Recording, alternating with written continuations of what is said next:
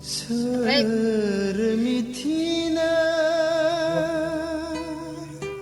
बिनि उनाव बियो आं ट्रिटमेन्टआव थाङा होननानै आं प्राइमारिसिम थांगोन होननानै थांदों ओमफ्राय प्राइमारिनिफ्राय बेखौ बिराद हमनानै बुबावदों लामायाव ओमफ्राय रावबो होखायाखै ओमफ्राय आङो बिराद खारलांदोंमोन फिसाखौ लानानै ओमफ्राय बिसोरखौ प्राइमारि सिङाव लांनानै बेखौ बहुद बुग्लिबावदों ओमफ्राय सियारजों बुनानै बिनि खर' थर गासिबो जिजोबदों सियारफ्रा बायजोबदों ओमफ्राय रावबो हेल्प खालायग्रा गैयामोन साफा सानै ओंखारदोंमोन नाथाय बिसोरो बहुद बुरजामोन ओमफ्राय बोखाजोबनो हायाखै ओमफ्राय बांसिनानो नायग्रामोन आरोना गुरुबासा भिसिडिसिनि आरो बर' सावथुन मुलुगनि फावखुंगुर बिपुल मुसाहारिखौ दुखुनांथावै गाग्लोबनायनि जाथाया सोराङाव फैदों। चिरां जिल्लानि गुरुबासा ओनसोलनि थागिबि आरो आथिखाल सोलिफु बिटिआर सरकारनि आरो गुरुबासा ओनसोलनि भिसिडिसिनि मासिगिरि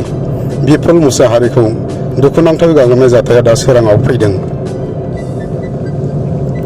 गाग्लोबनायनि जाथायखौ लानानै बिपुल मुसाहारिनि आंगो बिसि सानसुमै मुसाहारिया मेगनाव मोदै लानानै फिसाय बिपुल मुसाहारिनि न्याय नागिरनानै दुखुजों फोरमायनाय रावखौ नोंथांमोना फारियै खोनासंलां। बिथांनि देहानि फाहामथायखौ लानानै दा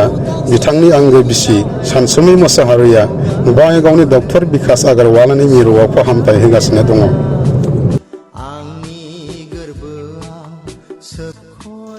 जाथायानो जाहैबाय माने मैया 6:30नि एसे सिगांहाय सुबुराज बसुमतारी सिलाकाटानि आवगोलनि एक्स चेयारमेनमोन बियो फैनानै गावनि माखासे गेमफोर लानानै आंनि न'आव पार्सनेलि एटाक खालामफैदों। मेन खोथाया बे ओमफ्राय बे टाइमावहाय आङो उन्दुनानै दंमोन आं एसे देहाया थिग गैयामोन ओमफ्राय बे समाव आं उन्दुनायाव आंनि फिसाया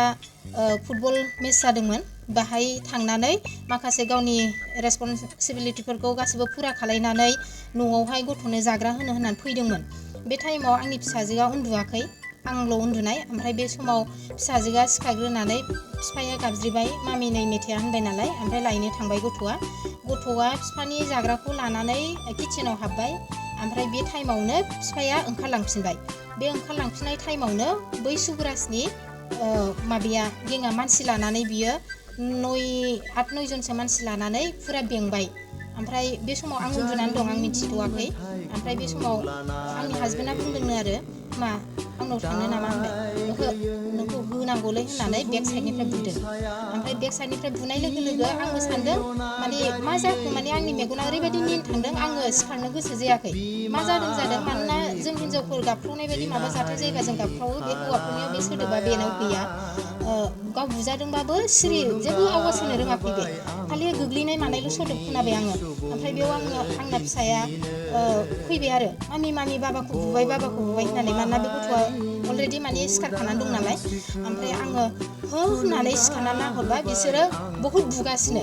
फार्स्ट बुनायखौ आं नुवाखै उननि बुनायखौ आं नुजोब्बाय ओमफ्राय बिसोरनि आखायाव पिस्तल दङमोन ओमफ्राय आंथ' बिराद गिबाय ओमफ्राय मानसिया थैजों अरजों जाजोबखाबाय गन्थं थन्थं सोख्रुजोबखानाय आङो गाबख्राव हरबाय बिसोरो आंखौ नुनानै खारबाय बे आखाइखौ आं नुला मानसिया बयनिबो आखाइ जाबायना गोदोना सोरबा आखाइयाव बुबाय जोग्लिबाय माबाय बहुद मानसिनि साब्रै साबा ओरै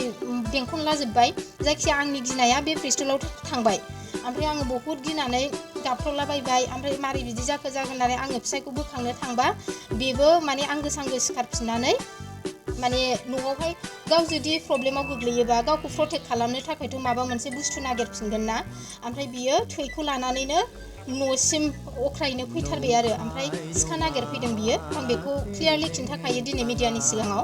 ओमफ्राय सिखा नागिरफैनायाव बियो आं फिसाजोखौ बुंबाय मामि बाबाखौ नेथ'दो बाबाया थै गजोब्बाय आङो माखासे आनैमोनखौ लेंहैनो होननानै आं न'नि मानसिफोरखौ खाथि खालानिखौ गाबख्राव लेंहैदों बे समाव आंनाव आखायाव फन गैया न'आव प्रब्लेम जायोबा बेफोरबायदि जेबो लानोबो थाल फैखाया बुग्राया सुबुराज बसुमतारी ओमफ्राय बिनिनो बिदानि फिसाला दङ आङो एफआइआर होबाय अलरेडि ओमफ्राय आङो नामफोरखौ एफआइआराव गासैखौबो नामफोरखौ मेनसन खालामखादों बिसोरनो जाबाय सुबुराज बसुमतारी ओमफ्राय काबुल बसुमतारी दं खासिबारिनि ओमफ्राय ब्रह्मजित बसुमतारी बियो सुबुराज बसुमतारीनिनो फंबाय ओमफ्राय बेजों दंबावो फाखन नार्जारी ओमफ्राय दैदेन बसुमतारी ओमफ्राय जयन्त बसुमतारी बेबो बे सुब्रासनिनो बिदा ओमफ्राय दं आरो बहुदनो आं बेयाव फ्रेम बसुमतारी ओमफ्राय आङो मानसिफोरखौथ' लकेलनिनो मानसि नालाय जेनेबा मिथिखाबाय नुबाय आं गाबख्रावलाबायबाय आङो बेखिनिखौ आं न'आव जाथाय जानाय हिसाबै आं एफआइआरआव होबाय बिसोरखौ आरो माखासे नाम दंबावो बिथांमोना बुनायाथ' बहुद बुग्लिखाबाय फार्स्ट बुनायखौ आं नुवाखै ओमफ्राय उनाव आं गाबख्रावनानै फैबा बेखौ जोग्लिदों सौदों बुग्लिदों ओमफ्राय माबादों आरो बे स्पेक हमनायमोन स्पेकआ बायग्लिजोबदों ओमफ्राय मा माजों बुखो जायखिया आं पिस्तलखौ नुदों ओमफ्राय आखाइजों माने बुदों आरो जोग्लि जोग्ला खालायबाय सौग्लिबाय पिस्तलखौ आङो सोरनि आखायाव दं बेखौ आङो नायस्लाबनो आंहा टाइम गैयाजासे आंहा मानसिखौ नुहुरबाय आखाइखौल' ज' जाजाय जाबाय नुबाय बेबायदि जादों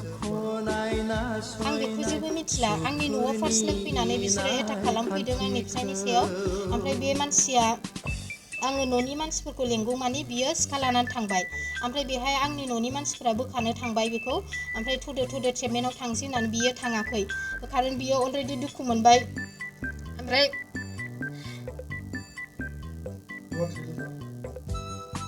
बिनि उनाव बियो आं ट्रिटमेन्टआव थाङा होननानै आं प्राइमारिसिम थांगोन होननानै थांदों ओमफ्राय प्राइमारिनिफ्राय बेखौ बिराद हमनानै बुबावदों लामायाव ओमफ्राय रावबो बोखायाखै ओमफ्राय आङो बिराद खारलांदोंमोन फिसाखौ लानानै ओमफ्राय बिसोरखौ प्राइमारि सिङाव लांनानै बेखौ बहुद बुग्लिबावदों ओमफ्राय सियारजों बुनानै बिनि खर' थुर गासिबो जिजोबदों सियारफ्रा बायजोबदों ओमफ्राय रावबो हेल्प खालायग्रा गैयामोन साफा सानै ओंखारदोंमोन नाथाय बिसोरो बहुद बुरजामोन ओमफ्राय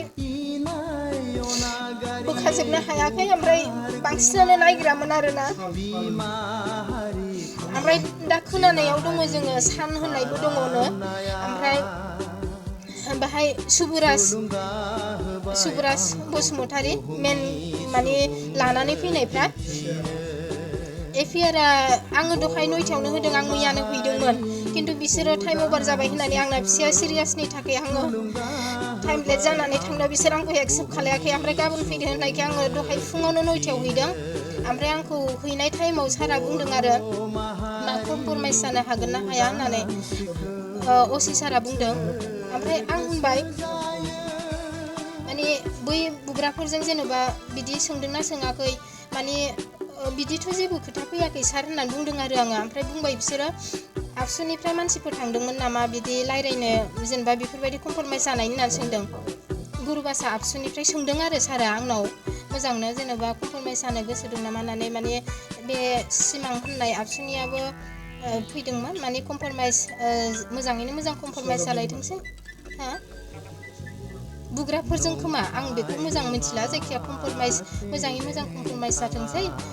एफआइआरफोर होफैबा दा लाखि होनदों बिदिसिम बुंदों आरो सारा बेसेबां सैथो आं मिथिया ओमफ्राय आं होनदों सार आं एनिहाव आं कमप्रमाइस जानो हाया मानोना आंनि फिसायखौनो आंनि न'आव पार्सनेलि एटेम्प टु मार्डार एटाक खालामफैनाय आंनो आंनि मेगनजों पिस्तलजों गावनो नागिरनाय आंखौ नुनानैसो बिसोर खारदों ओमफ्राय आङो बेखौ आं कमप्रमाइस जानो हाया सार अननानै आंनो रेजिस्टार नांगौ आं रेजिस्टार खालामनांगोन होननानै आं रिकुवेस्ट खालायदों सारखौ ओमफ्राय आङो दे जागोन दे होननानै लाखिबाय सारा ओमफ्राय बिनि उनाव आं दा खोनाबाय दा 3:30 जाबाय दा खबर मोनफिनदों दासिमबो रेजिस्टार खालायाखै अबेबा सोरबा मोनसे पार्टि फैदों बादा होफैदों होननाय खोनादों आरो असि सारखौ माने बेफोरबायदि माबा रेजिस्टार दाखाल आइसि ओमफ्राय गुरुबासानि आइसि ओमफ्राय आं सानदों आरोना आंनि न'खरावनो आंनि फिसायखौ एफा गिदिर जाथाय खालामलांबाय आंहाबो प्रटेक्सन नांगौ दिनै बेखौ बिदि खालामदों गाबोनबो खालामैनि मा मानिदों आरो दिनै आं एफआइआर होबाय नाम मेनसन खालामजोब्बाय गाबोन आंनि सायाव आंनि फिसानि सायावबो खालामनायनि चान्सेस दङ दा आंनि फिसाया सुगार गोनां फार्स्टलि बियो बयबो मिथिगौ बियो बेसेबां माने ट्रिटमेन्टनिफ्राय फैगोदान बेसे गोबाव ट्रिटमेन्टआव दंमोन देहाया गैखाया बेबायदि मानसिखौ बेबायदि खालामबाय प्लास बियो जोंनि गुरुबासा एरियानिनो सासे चेयारमेन ओमफ्राय बिनि सिगाङाव बिराद माने न'आव पार्सनेलि एटाक खालामफैनायखौ आं बिराद दुखु मोनदों माबा जुदि भुल दङबा रायज्लायनानै कमप्रमाइस खालायलायजागौमोन न'आव फैनानै बिदि एटाक खालामफैनायखौ आङो एक्सेप्ट खालामनो हायाखै दा आंनो एनिहाव सरकारा मा खालामो आङो न्याय नांगौ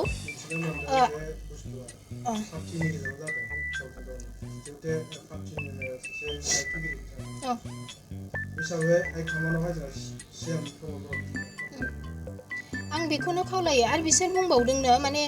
हाइ कमान्ड प्रमद सारानो थिनदों होनबावदोंनो बिसोरो बुनोखौ खिन्थु जों बेखौ एक्सेप्ट खालायाखै मानोना जोंनि मानगोनां प्रमद सारा मालाबाबो बेबायदि गोसोनि मानसि नङा आङो बबेबा पार्टिखौ आं बखिनोबो साना मानोना बिसोरो आंखौ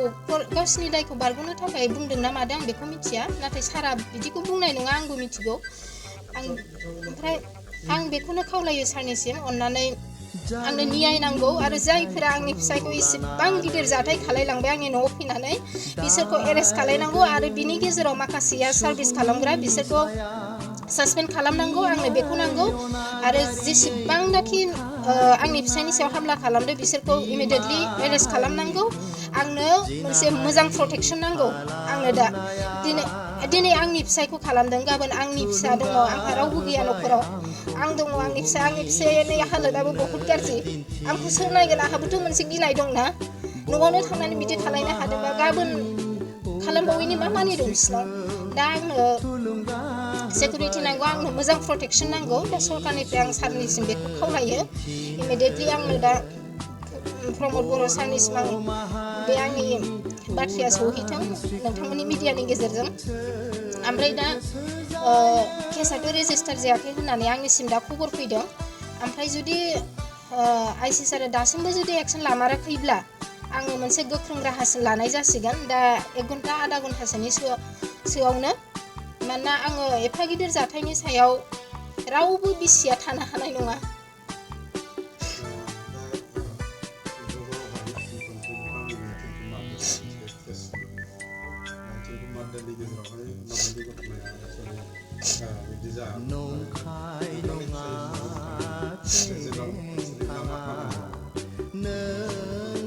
बेखौथ' आङो सासे बिसि जानानै माने फुरा प्राउडलि फिल खालामो आंनि फिसाया मालाबाबो माने थगायनाय खोथा बुंफेरा बांसिनानो आं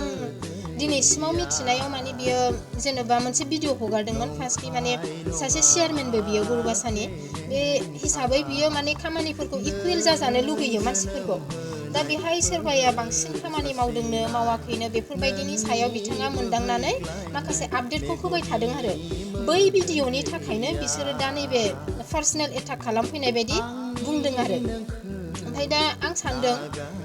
पलिटिकेलनि खोथाया दस्रामोन न'खराव फैना बिदि खालामनो नाङामोन माबा मोनसे जुदि बिफुला जुदि आपडेट होदोंबा भिडिअफोर खालायदोंबा बै सुबुराजमोनाबोथ' बिनि काउन्टार होफिननो हायोना बेबो मोनसे आरो बहुद सलिउसन दं रायलायलायनायनि गेजेरजों दा मानसिखौ फैनानै बेफोरबायदि न'खरावनो फैनानै बिनि गासिबो बिदा फंबाय बिदानि फिसा गावसिनि फेमिलि आरो सानै साथामसो मानसि सोदेरदों बिसोरो ओमफ्राय दा खोनानो मोननायाव बिसोरनो गासैबो फैसा होजोबनाय बिदि लिक जादों आरो आं नुवाखै खिन्थु लिक जाबाय खोथाया बिनि खुगा ओमफ्राय दा आङो बिसोरखौ गासैखौबो जायफ्रा आंनि फिसायखौ एफा गिदिर हालोद खालामबाय आंनि न'खरखौ बायस्रा होबाय थेर बेथेर खालामबाय एसेबां असान्थि खालामबाय ओमफ्राय आंनो दा न्याय नांगौ आंनो प्रटेक्सन नांगौ आरो जायफोर खालामदों बेखौ इमिडियेटलि एरेस्ट खालायनांगौ जायफोरना जब दङ सासपेन्ड खालामनांगौ बास आं बेखौनो लुगैयो आरो आं खुनु पार्टिखौ आङो बुङा